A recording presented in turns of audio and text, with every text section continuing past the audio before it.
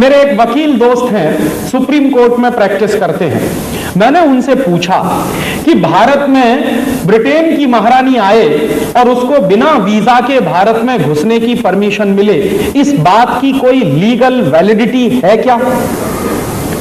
तो उस वकील ने मुझे कहा कि हां राजीव भाई, इस बात की पूरी लीगल वैलिडिटी है कि ब्रिटेन की रानी को भारत में आने के लिए वीजा लेने की जरूरत नहीं है। तो मैंने उन वकील से कहा कि यह सिर्फ एक स्थिति में होता है, ऐसी लीगल वैलिडिटी एक ही स्थिति में होती है।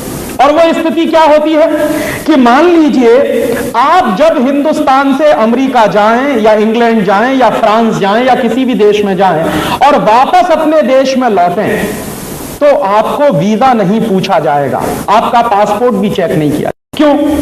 क्योंकि आप अपने ही देश में वापस लौट रहे हैं। तो आप जिस देश के नागरिक हैं, उसी देश में जब आप वापस लौटते हैं तो आपको ना तो वीजा पूछा जाता है ना पासपोर्ट पूछा जाता है। तो मैंने मेरे वकील दोस्त से कहा कि ब्रिटेन की रानी को अगर वीजा नहीं पूछा गया, पासपोर्ट नहीं पूछा गया, तो मैं ये मानूं क्या कि ब्रिटेन की महारानी हिंदुस्तान की नागरिक है? तो उन्होंने कहा कि हां ऐसा है। तो मेरे तो होश उड़ गए। मैंने कहा आप क्या कह रहे हैं?